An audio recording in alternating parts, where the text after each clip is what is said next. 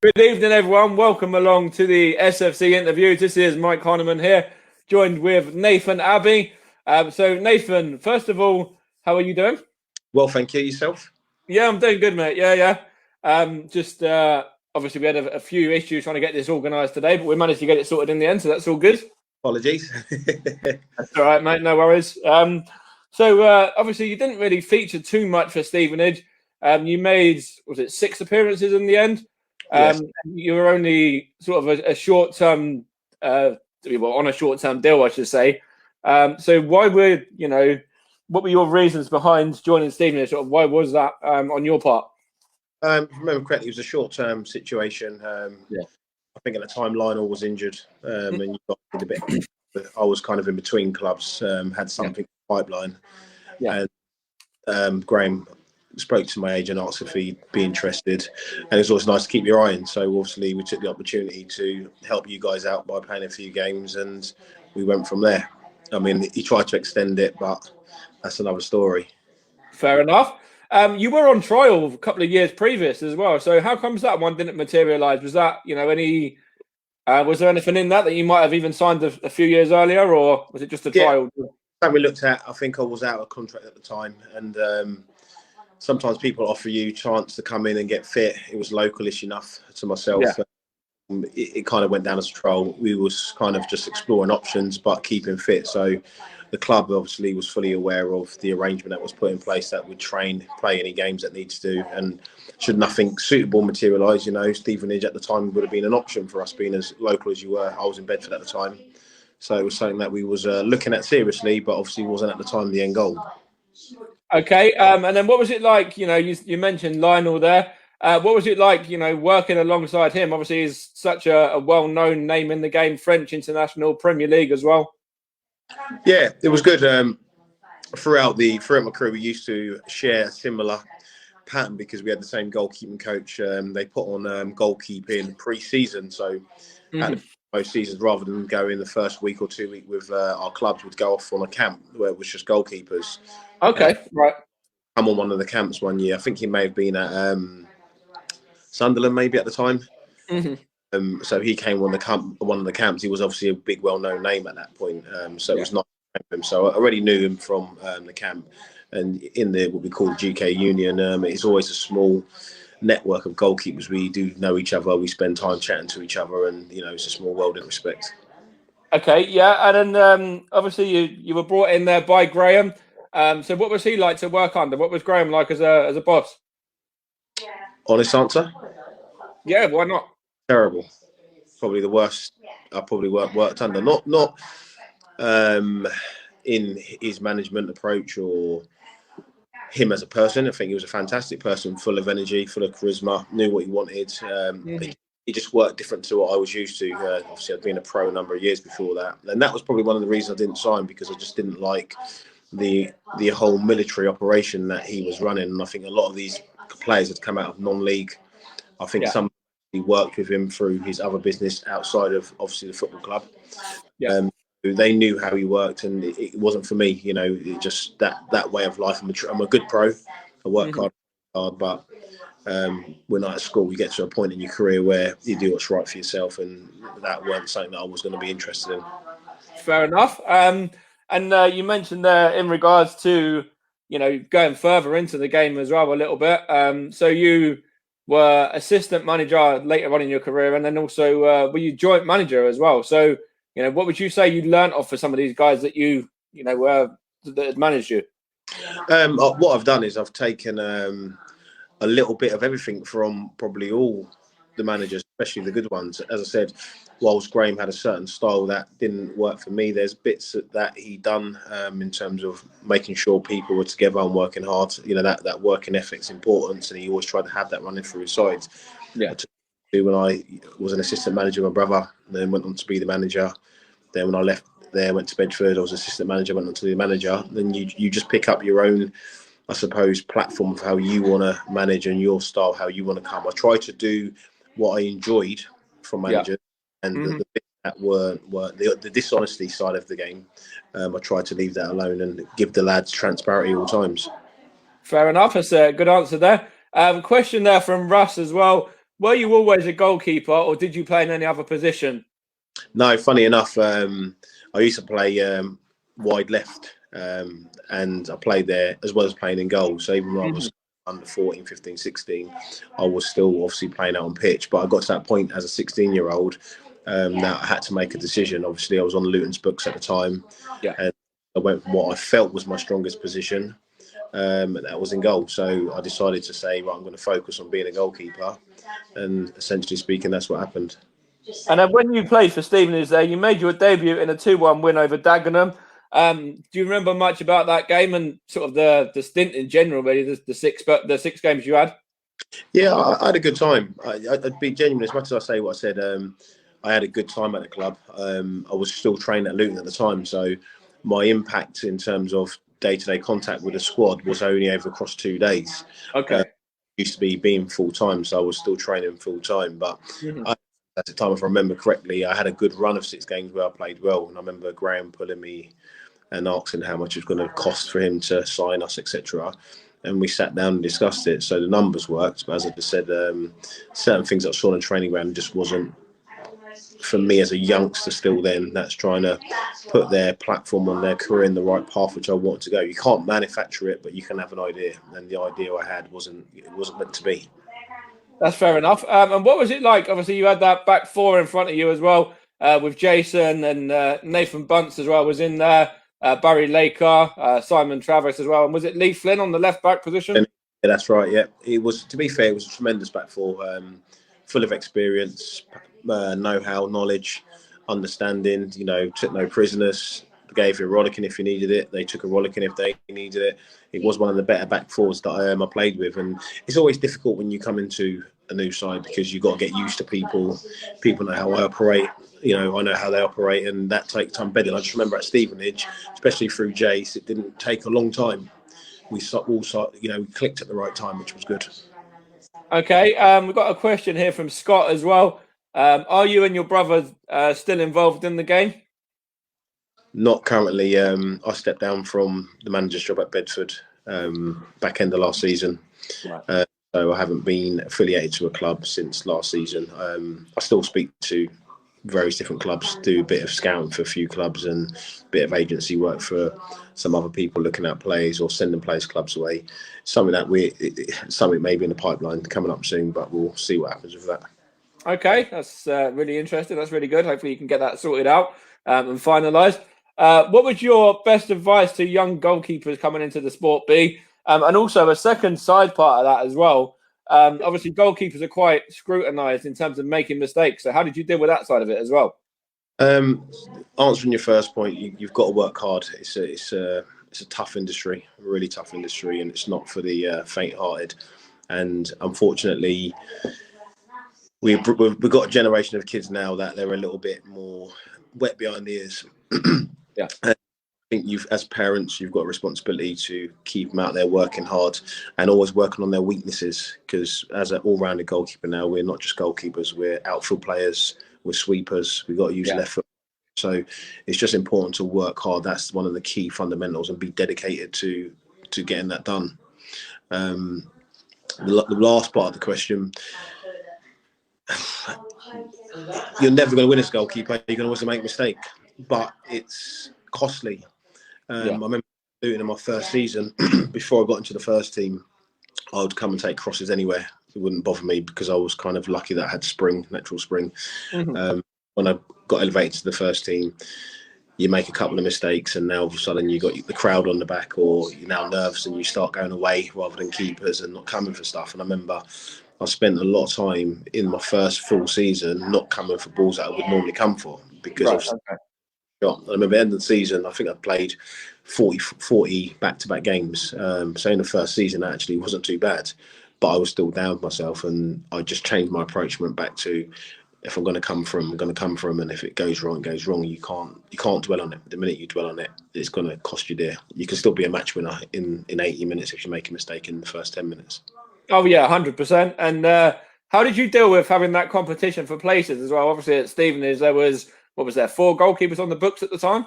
Yeah, there's 4 of us at the time. Yeah, it's not something I've ever worried about. I've only ever played in one on my age. Sometimes, so it was something I've been signed as what we call a number two before, and been told before I was a number two, and my answer's always been, well, I'm not a number two.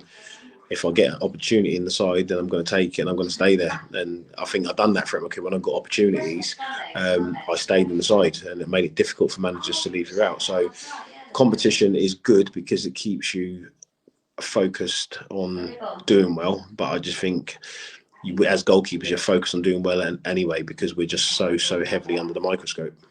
Yeah, 100%. We spoke about this in a little bit there in regards to the games that you played, but would you have stayed and continued to fight for your place if that had kind of, materialised into something, what you were talking about before? I mean, as I said, there was no issue with staying at the football club. Sometimes you make decisions, you stick by it. And just as I said, one training ground exercise was not for me, and nothing. It wasn't actually anything to do with me as a player. It was just play was getting dealt with. It just weren't for me, and I can't be around that. That weren't something that I was going to sit around for when I didn't need to. I hadn't signed.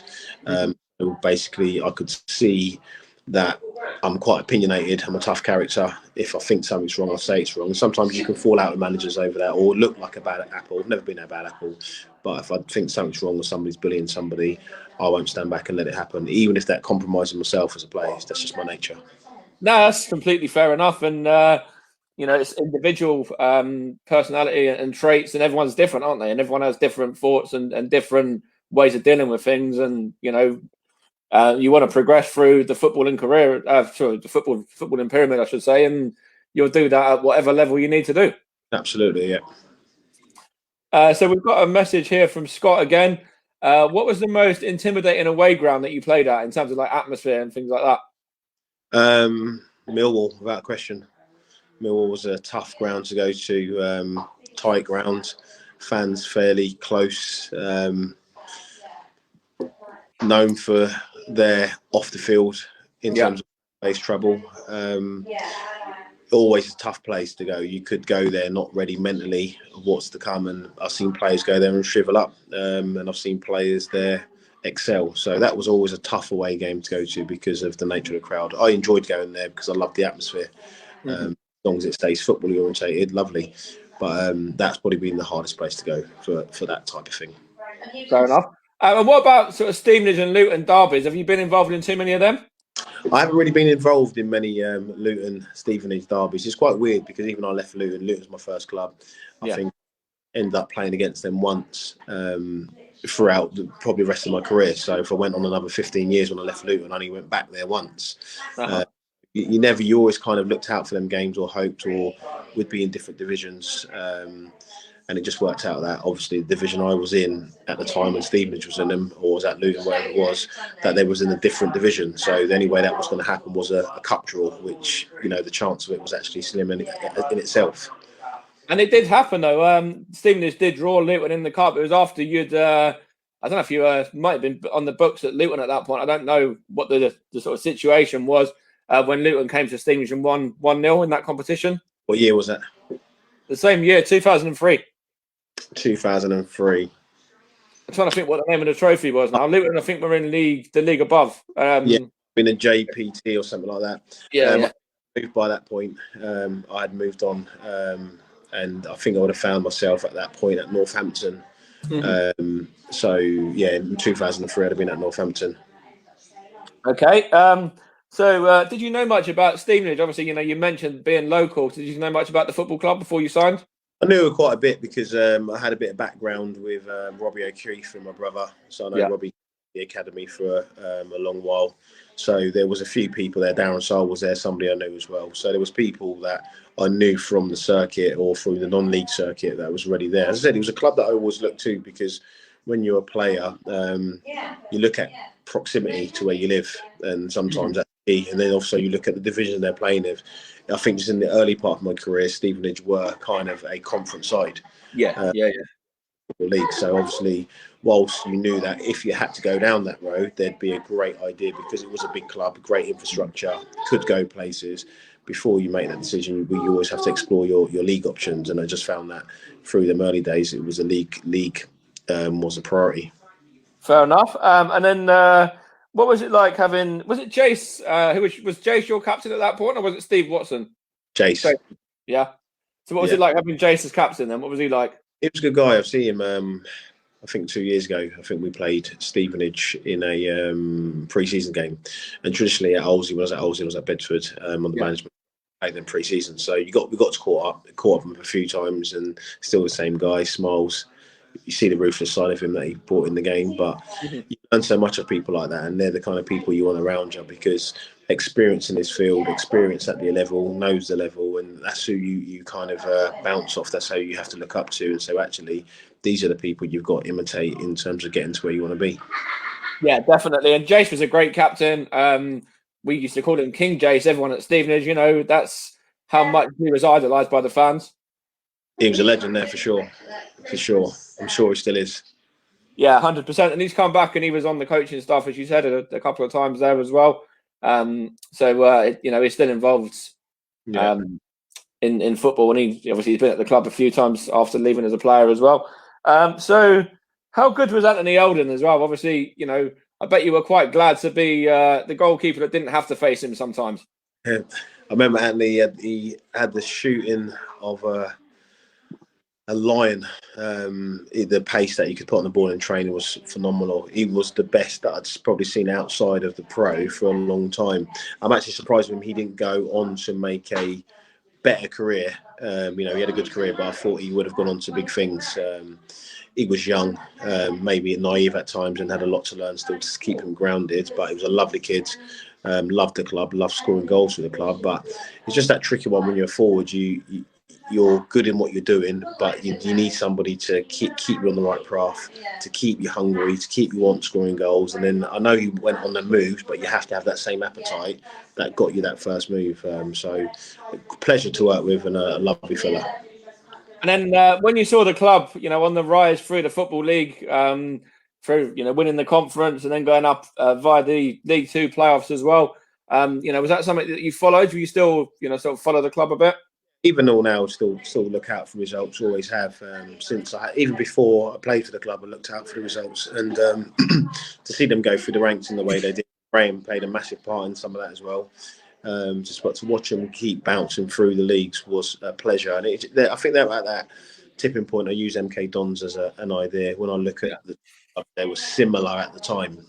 And it's just a case of how much does the club want to push itself to stay and maintain rather than get there, have the euphoria get there. Let's have the euphoria of staying there as well and being cemented in a particular division. And then, as you said, bouncing into another division. And they've seemed to yo-yo a lot as a football club. Can be probably heart-wrenching for fans, emotional roller coaster and all that. But it's nice that they're still amongst it. I know they had a reprieve recently, so that can give a club food for thought on how their new direction is and how they're going to work to stay. Situation, for example, I just don't see how that's at all sensible. Teams take blips, they go on purple patches, all at different times. We don't know where they're going to be.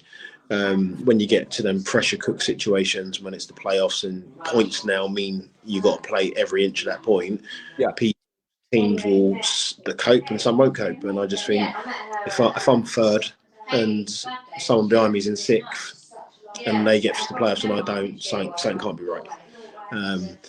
Stephen Rod's a little bit different. Someone's kind of been punished and they're reprieved from that.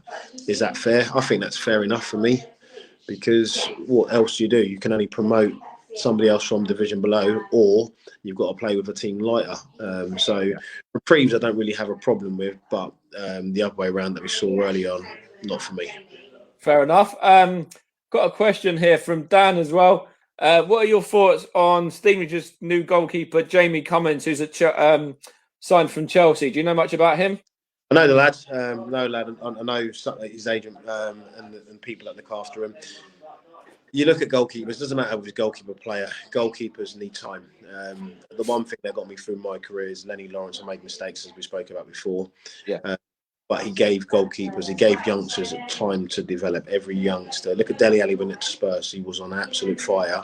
And then all of a sudden he's kind of hit a brick wall, if you want to talk about that. Forget about injuries. And I just think that because the first 30, 40 games, they're just playing on sheer buzz, adrenaline, no fear. And then actually when they have to restock, that's when you see if their staying power. Well, as a youngster, he's come from good pedigree, good football club, with Peter Cech in there now as well, good people around him. So you'd expect him to do well, but I just find sometimes they need to be thrusted into this men's football, senior football as I call it, a lot sooner than they are. And then once he plays game after game after game, we'll start learning a little bit more about him. And you mentioned Lenny Lawrence there as well. Obviously, Lenny's involved at the club now, supporting alongside Alex Revell and Mark Sampson as well. So what are your experiences of those three? Lenny's, there's probably four people that I owe my career to. And Lenny's one of them. And I'm not just saying that because that's deepish now. I said to someone the other day, like, fantastic guy, knows the game, knows his onions, given a lot of time for the youth, developed a lot of youth. And I don't see him do anything different but what he's done throughout his career, everywhere he's been. You know, he understands the importance of the up and coming generation, and he knows when to dip you in, he knows when to dip you out, he knows when to give you a breather. And I can't speak highly enough of the fella. A great fella. And of course, he's come in to support and help Alex Revell, who's the now manager. What do you know about Alex? You know much about Alex from his playing days?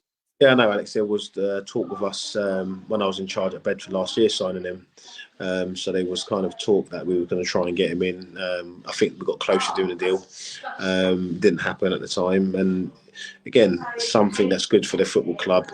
A lad who knows the club, played for the club, a kid, good guy, and excellent to see you have that inexperience with experience. It's so easy to say give him a chance, but actually how are you going to support him to help him, you know, start his career in management? And having someone like Lenny by his side, you couldn't have got a better combination in that scenario. He's gone for the right man, the club's gone for the right man, and supporting him in that role to help in the club be successful, and also him at the start of his management career. Yeah, and then obviously he's got Ronnie Henry still there as well. Ronnie is the complete, you know, Mr. Stevenage, really. Everyone loves Ronnie. Ronnie's captained the club to lots of success. He's still involved in that system as well. John Ashton as well, who was part of that side that got promoted through the two divisions. It's good. It's always a tricky one because at the start of it, it's good to see, because obviously fans want the legends, the people that really love the club. They're really there for the badge. We if we're honest, in a lot of cases, football's a job. It's no somebody working for Sainsbury's, Morrison's, wherever it may be. We have to remember that sometimes, which we don't. But when you get somebody that club is in their blood, that's their first love, they give you that little bit more. Inevitably, two things are going to happen. They're going to go on to better things with a different club at some point, or they're going to get sacked. That's the bit where it's a bit difficult, where your legend, as time goes on, your own might start booing who you was once cheering. But they know what they're getting into. They know that the two sides of the job, the good side, the bad side, and that's part and parcel of it. And you mentioned there about, you know, club legends that have gone on to be managers, and it hasn't always worked out for them. So, Dino, what were your thoughts on, obviously, Dino's stint in charge at the club? Yeah, I think, again, Stevenage, what they've done is they've been loyal to players that have been loyal to them, and players that have helped over the years. It's so great to see. These players will leave at the right time, or they might leave at the wrong time. You never know what their true ending is until they've managed a couple of clubs. It's as simple as that. Success is based on a period of time. You can be successful today and not unsuccessful tomorrow. So we have to give them the time to see what they do. I know he's gone on to Oldham and it's not worked out. But again, that will see him in good stead. He'll learn about himself as a manager. He'll learn what worked for him, what didn't work for him, how to approach different situations that he may have not been in before. He done okay for the football club. I'm sure everyone would agree with that. But again, that lifespan comes to an end at some point, sometimes not in the right way, sometimes in the right way. You know, that's the life of a football club and being a manager or player. Yeah, 100%. We've got a message here, or a few messages here. Who was your inspiration as a goalkeeper, or someone to help motivate you to work harder? At the time, Shaka Hislop. For Reading, there was very few black goalkeepers on the market, and he inspired me to go on and, you know, try and make a career. So he was one that I looked up to.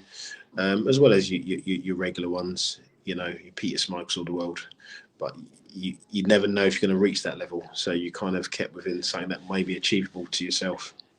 Okay. Message here from Dan as well. What were your thoughts on players on a personal note there, such as Mark Smith and Darren Hay? Obviously, they've both been involved at Stevenage, and you probably come across them in other parts, when they were at Hitchin and Olsey and stuff as well. Good lads. It's a small network. It's that little catchment area, Hertfordshire through to Bedfordshire. It's a small area. Speak to lads, see them. I'll always speak to them. Always have a beer with them if I can, if the opportunity arises, or we're at a clubhouse or we're in a bar after a game. But great lads. One thing you look back when you mention some of those players, and even as a player playing for the club, you forget some of the players you've played with because clubs and good times because when you then see them in different journeys at different clubs and they've got a time that they speak to you, you cannot possibly stay in touch with every player that you played with or every player you gelled with, but it's how people are with you when you see them in a different scenario. For example, like I said, when I've been at Bedford, people like Jason, without being an idiot, I probably played a high level of football than him, but on the second run of the journey, he's in management at a high level than I am. He's not looking down at me. We're having a normal chit chat in the bar, in the stand, and that their things are pleasurable. Player to play, that what makes the game unique and special. Okay. We spoke about your time at the club a bit there. How much do you remember about your chant, and was it the kind of thing that would motivate you to get yourself up for games? I think everything's motivated. I'd say to anybody, the match day buzz is the best buzz. You can't replicate it. You'll never be able to replicate it. When the fans come up with a song for you, you kind of feel that you're liked. The more they're singing it, I suppose the better you're doing it. It's better than them booing you. So it's nice. It's always nice to hear. But my job was a little bit different. I always had to be focused. I always had to be ready. I had to be switched on, tuned on. Literally from minute one to last minute. It's just simple as that. That's how pressured that part of the football pitch is. So you would hear those chants naturally if the ball's at the other end or you've just made a good save naturally, but you just try to stay focused because you're an accident waiting to happen. Fair enough. So we spoke about Dino there as a manager. What was he like as a player when you played alongside him as well? Hard working. Very, very hard working. Set a good example. Set a good arsenal to the youngsters. Just remember him. He's never give up an attitude, whether he had a good game, bad game. Tried to look after the ball, bring people into play, popped up with goals. He just had a bit of everything, and people like him didn't surprise me when they went into management because you could see he had the right temperament for it, and he had the right grounding in respect that he was only going to take good things into how he would manage, what happens at a football club. There's many reasons why things don't work out at a football club outside of the individual, but good individuals look at themselves before the problems because I'm pretty sure they would have known the problems long before. But in some cases, problems develop which they can't do anything with, and ultimately they lose their jobs. But he'll get a job again, no problem. And what do you think, Stevenage should be aiming for this season? Obviously, they got the reprieve, still going to be playing League Two football. Got a completely, new squad, loads of new signings. And, what do you think the aim should be? Obviously, do you think it should be to try and get higher up the division? Now, obviously, 3 wins in the whole of last season was very disappointing. So what do you think the aim for Stevenage should be as a whole, in the next...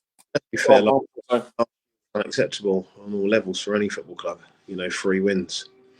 It's not something that anybody can be proud of. But going back to Lenny Lawrence, you've got somebody that knows how to win games, knows how to get into playoffs. It depends on what the club's going to spend. It depends on what the club's going to bring in. Money doesn't buy you success. Yeah. The team that you build your team around, the people that are running that team, is where the success comes. And I just feel that with Lenny there, with the right player recruitment, which is now massive, if they get that right, last year's gone. It doesn't matter if you finish top or bottom. It's a new season. It's a new challenge. Always start a season ready to win it. Otherwise, what's the point? If someone said to me, we're looking to finish mid-table this year, I wouldn't be signing. Yeah. and you haven't had to spend money. What we're doing is we're giving ourselves a chance, and what will happen will happen.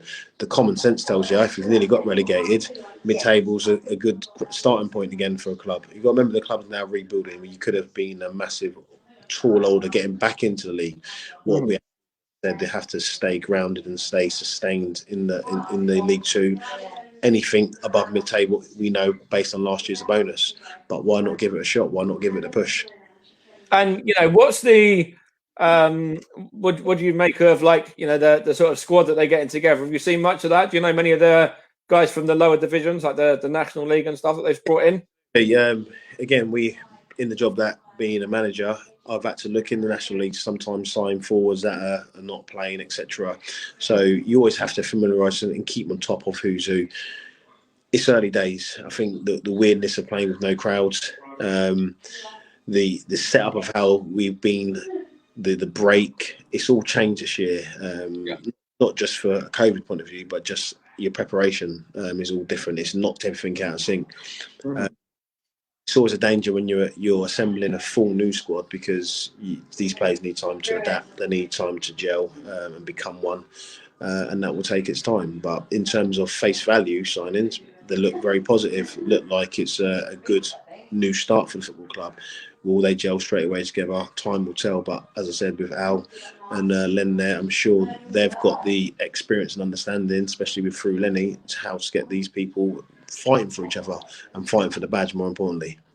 And it looked like they are starting to gel as well. The pre-season's gone really well. They had their first competitive game against Portsmouth at the weekend as well, which was a 3-3 draw in the cup there, losing on penalties. And it looks like they've got a good mix of youth and experience. So they're getting a good squad together.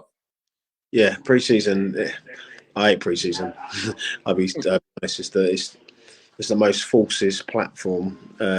It's very difficult to gauge anything for pre-season. I've been at clubs where we've lost practically every pre-season game, one have gone on to win the league, and versa. What pre-season is designed for should be is to get your lads fit, ready for the season ahead. I just feel pre-season games are not played properly until you get into the last couple of games, and even then, people are still walking on eggshells. Give it 5-10 games, and then people can start making assessments. 10 competitive league games. Knowing how to see a game through. You might be 1-0 up, or keeping in the game to try and go on to win the game. Give it 10 games, and I think then you'll see how the side's shaping up. And somebody like myself, and that's just me being honest, I'd never get excited by how a team's doing pre-season, results, good or bad. 10 games in is where you really start getting an idea where you're at. Yeah, I think that's right. And I think my point more was on the kind of squad that's been put together, the whole youth and experience. They're kind of, as enough of each to kind of, have a good balance there. Yeah, it's always good to have a youth with experience, also legs with non-legs, but with not so wise heads. So you get a good balance of the two. And I think, as I said in the earlier bit, it looked like they're shaping up well. But as I said, as you get into the nitty gritty, you'll see, Lenny, that's one thing Lenny done brilliant. When I look back at the Luton days, there was a lot of experienced players around youngsters and vice versa. And it does work. I've seen it work in many football clubs. You take Man U of old, when your Giggs and your Beckhams and your Nevilles you come, one of the best in the world. It was good enough for them, because sometimes you got the right blend. Too many old heads sometimes ain't the right answer. Experience sometimes isn't the right answer. There's a lot of lads that will play with no fear, and let the shackles off. If they let the shackles off and they get the guidance, it can only be a good thing sometimes. Yeah, and we spoke about earlier advice that you'd give to players. What on the flip side, what sort of advice would you give to up and coming sort of coaches and managers, that sort of side of it? Dig deep. It's a volatile industry. Stick to your plan. Stick to your principles. Don't be influenced by others unless they're guiding you for the good of you and the football. You have to fall on your own sword. You have to make your own decisions, and that's how you learn about yourself.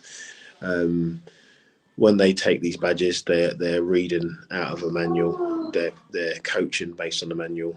When you took your driving test, you drove a certain way. When you passed, you didn't drive the same way. So it's very important, even in football, that they're themselves and they keep working hard. But the key ingredients is that when you're young and inexperienced, you don't know it all. So you do need to lean on people that you can trust that have been there and failed and been successful to help guide you through. And then once you get to a maturity age, then you just fly solo and stay with your own principles. We've got some messages in here. Dan's put one there. This one here is the one I wanted to bring on. Who was the best non-league player you came across that should have played higher and didn't get the chance to? Anthony Eldon. Yeah. So yeah. Simple. Fair enough. One of the best at, as I said, I was involved in 3, what I'd say, non-league clubs, conference clubs, yourself, Rushden and Kettering. And bar no one, he was probably the one that, as I said, I really did expect him to go on to do big things.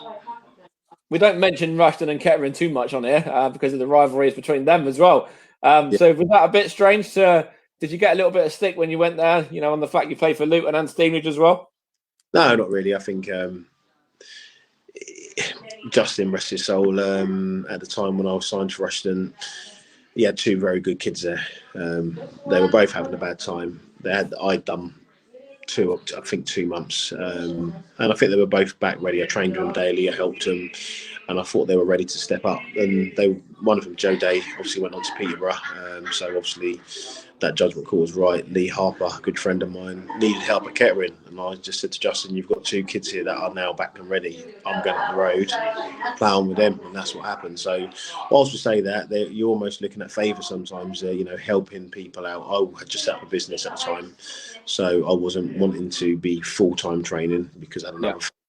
Football, so it was always, in them situations, always nice to be able to help out and give a little bit back, especially to people that you've worked with and been number 1 to number 2s or even travelled with. So it's been a nice time.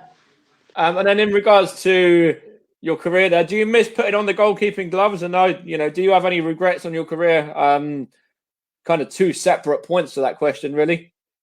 Miss putting on the gloves, as I said, 80% of men would love to do what the pros do. Unique game, privileged, lucky to have a career and done that. So I just missed the match day buzz. It's a feeling that I can't explain or you can't replicate, and you definitely do miss it 100%. It's something that I always look back on and go, I wish I could. My older pros used to say, enjoy it because it goes in a blink of an eye, and I didn't believe him. And it goes in a blink of an eye. Regrets, not many regrets, because it's like a life lesson. There's been times when I should have signed a deal that's been put in front of me and I didn't sign it. There's times that I shouldn't have signed a deal that have been put on free and I signed it. No regrets really at all. Maybe I packed up, retired too soon. But that was a business decision and life after football decision rather than a football decision. But no regrets. If I look back on something and that for me is amazing.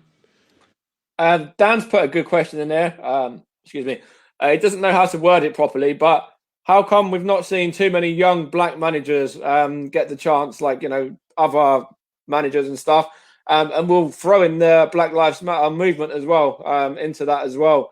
So how important is that for the young up and coming black managers and black players to get behind that? It's not for me. The truth is, I don't like box ticking. I don't want a job because someone's ticking a box. Yeah. I think there's enough. You look at it properly. When I first started out in the game, there wasn't many black players. There was a handful. I think when you look now, the statistics could be even like nearly half. And when you look at some of the past black players, they just don't get the same opportunities. Why do they not?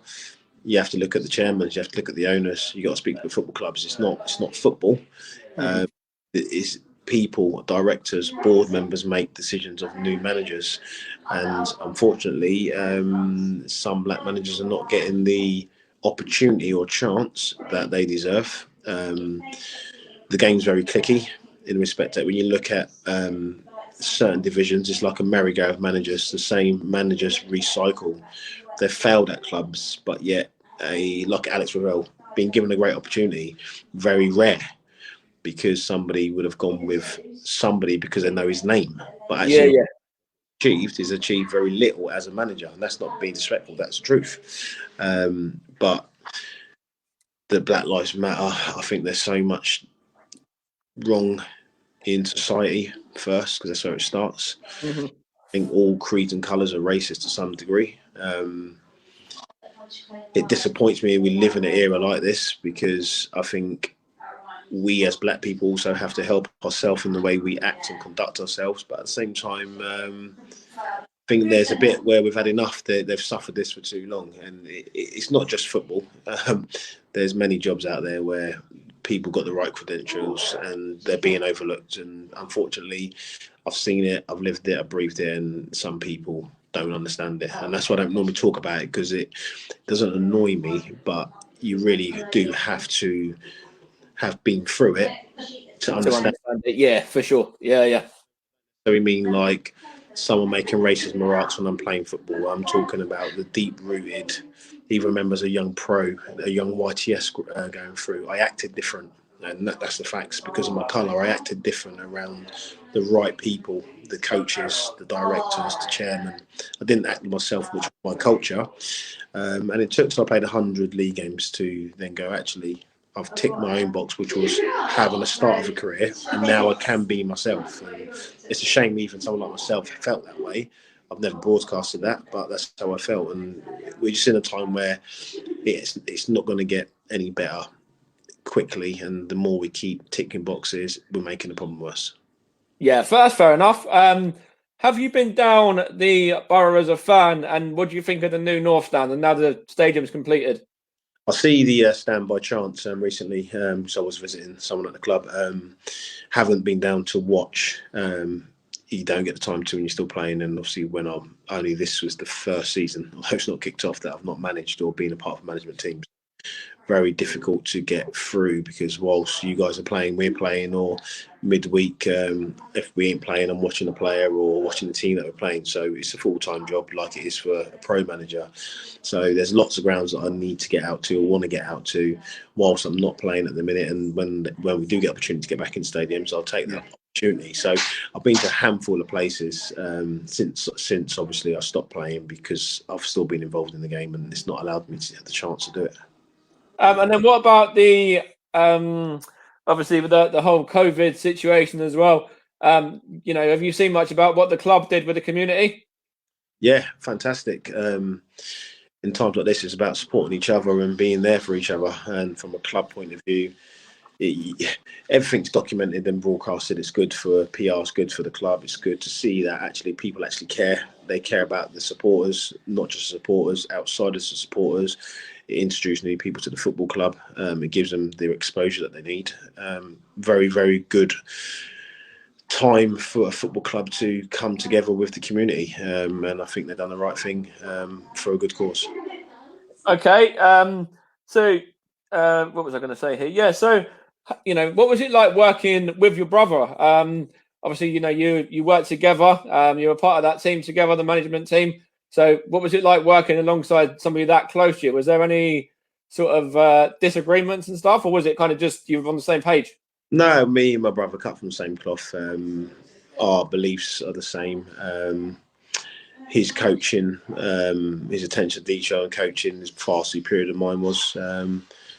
My man management is knowing how to handle players. So we worked well together. We very rarely disagreed. We'd probably send each other the same team a couple of days or in the run up to training, and didn't really ever have a problem. A few times he'd have the last call. Sometimes I'd have the last call.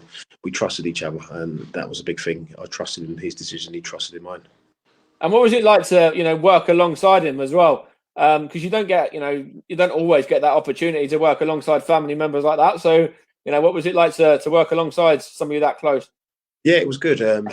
We played, funny enough, I think when I was at Boston, we played in the same team. I somehow convinced my manager to sign him on loan from Norwich, right. Because it was something that probably you'd never do in your lifetime. So then to do that and then manage together, when you do it, you kind of take for granted that it's not normal.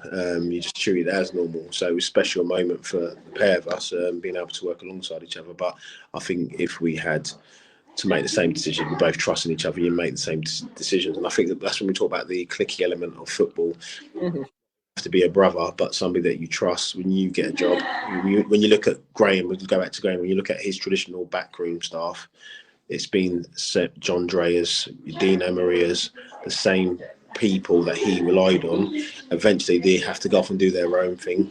Ironically, Dino took John Drea to Oldham with him. So people work with who they trust, and that's a part of the system where we're wrong at the minute as well, because the opportunities don't open up because everyone's just taking around their team, should it be that, and sucking up these other jobs. But going back to the point, fantastic to work with brother, and look forward to maybe that opportunity happening again in the near future. And then when you were at Boston, were you working under Steve Evans? Was he the manager in charge there? Yeah, he was. What was he like? Lunatic. Yeah. Steve managed with fear. We talk about people's different styles. He managed with fear. I was too old, too wise, too experienced at that point to be managed by fear. Never was managed by fear. Kind of just knew I had to do my job. But it worked for him because lads were scared of him. They kind of put a shift in for him. So you look at what Steve's done, and some question how, but the facts are he's gone to these clubs and he's been successful. And he got to himself where he was like the Sam Allardyce, I suppose, of the lower end of the professional game. And people looking and seeing how he's done that. But fair play to him, I can't speak highly, can't speak poorly of him. Steve's just Steve. And he kept his way and he stayed to his principles. And you mentioned that you played under Justin Edinburgh as well. So, we can't not speak about Justin. Obviously, it's very tragic and very sad what happened to him in the end. But what was, he like as a manager as well? And, somebody that was, had been involved at Spurs and stuff as well, and then he worked his way down. Justin was a fantastic fella. Massive loss to the game, massive loss to life. Very calm. Knew when to have a go at the lads, and more than not educated you, gave you an understanding of why he was angry or why he wanted it done this way. Very good manager. Very, very sad to see what happened, and also where he would have gone with his career. That's the bit as well. I'd have been interested to see how far he kicks up the ladder because he was making good progress. Yeah, we spoke about up and coming managers and stuff before. One of my good mates, Jordan, he has been involved with the youngsters at Chelmsford City, and he was helping them out. He had his own little five-a-side team, which he's now gone back to. He's stepped away from Chelmsford to go and carry on with that. But he, had a lot of experience with Justin Edinburgh, and Justin was one of the guys that gave him some really good advice to, build him up and get his confidence up and push him through. Yeah, good people, and that's what you need to lean on. There, that's who you go for your advice. The people that are going to guide you in the right way. They've been there and done it at all levels as a player, as a manager. Been through the rough rides, taken the lashes, but bounce back the other side. So you can't knock that. You people like that, special people, giving back to help elevate somebody else or get them back to where they need to be. That's right. And, he's not just spoke to Justin Edinburgh, he spoke to a number of other managers, even higher up than that. He's spoken to Sir Alex a couple of times. He's spoken to Harry Redknapp a couple of times. Managers that have managed in the Premier League and stuff are all, happy to advise him and help him out as well. Yeah, as I said, it's like players, it's like goalkeepers. It's a close-knit group. They all know how difficult it is. They will always have a lending ear or a soft word or the right word because they've done it. They've been there and done it, and they know the difficulties that come with it and how much giving somebody a bit of advice or words cost them. Nothing. Absolutely, yeah. So we'll probably start to wrap it up in a second, actually. So did you play much with Ronnie? Did you know much about Ronnie? And obviously Ronnie went on to be captain, and obviously he sort of flipped between Stevenage and Luton. He played for both clubs. Yeah, just weren't there long enough with Ronnie. Obviously, I only played a handful of games while I was there before I left. And at Luton, when I left Luton, Ronnie wasn't at the club. So even there's two different spells at different times I had at football clubs, Ronnie was either not there or he was there, if that makes sense. But again, a hard worker. He gives his all. He's epitomises the word get the job done in a different way. Everyone's different and unique in the way, their style, their approach. And again, I look at Ronnie, the word I'd use is a leader. Yeah. Regardless of what his game was like, he was a leader. And leaders are hard to come by in this era.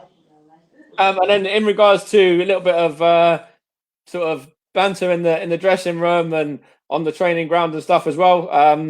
Is there anything you want to share in regards to any of that? With the lads there, anything that might have happened?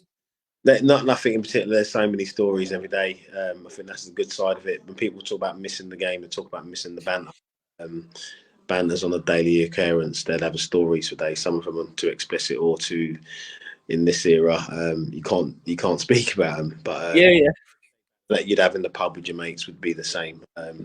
You had to take it professionally as you could, because it could be savage sometimes. And as a youngster, some people take to it, some people don't take to it. But in the football environment, you don't get a choice. It's coming your way whether you like it or not.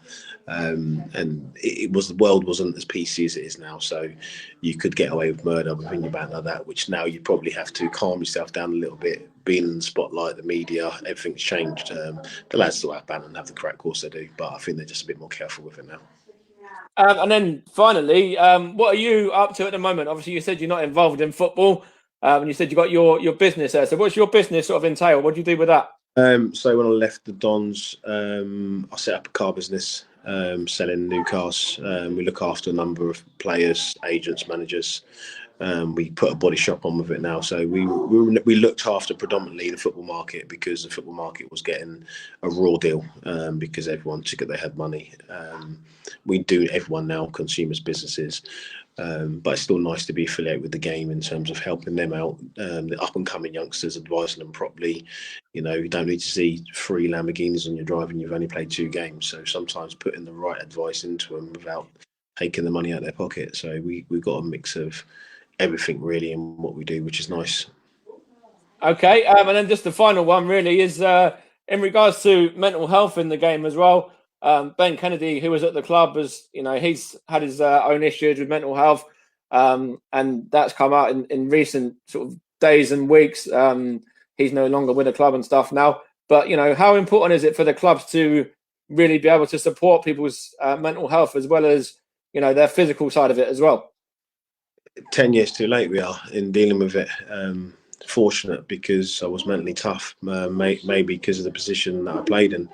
But I saw players that struggled mentally. I wouldn't say mentally to a point of suicide or anything crazy, but mentally in terms you could see that they couldn't bounce back. They were beating themselves up, and there was never that support for those players. It probably wasn't cool to bring it up or lean on somebody about it. Now we're in the era where it's the opposite. If someone comes out and they may be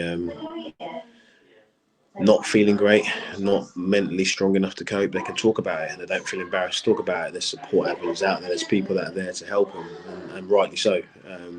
The game does a lot to you mentally, especially at the end of your career. I know a lot of players that have struggled mentally because of something that you've just worked all your life for, all you ever know, comes to an end. I know. Was that something that didn't really affect you too much then, in terms of when you came to the end of your career, or even spells out of sides as well, when you're out of the side for sort of some periods of time? No, it is what it is. When you're not playing, you work hard to play, and you just make sure you're ready. I played in a position where if the goalkeeper's in front of me is having a great time, I'm not going to play. Worrying about it. It was just important to be ready for when my time was called upon. I didn't have any. I probably struggled at the end of my career because I said I packed up a little bit early, went into the non-league circuit to focus on my business. Mm-hmm. I probably retired 3-4 years too soon, and I wouldn't say had mental issues with it at all. It just annoyed me that actually I could have gone a little bit more. But when I look back, it wouldn't have changed my decision that I made, because, as I said to you, I was gearing up for life out of football. And this is where a lot of the mental issues come from now, because people don't know what to do at the end of football and they don't know where to turn. Yeah, that's been really, really good and really insightful there. Great to speak to you, Nathan, and hopefully you can get involved with that club as well, and you can be back in the game soon. Yeah, top man, appreciate it. Lovely. Thanks for your time and the interview as well. Cheers, Nathan. Thanks a lot, mate. God bless. Cheerio. Cheers. Bye now.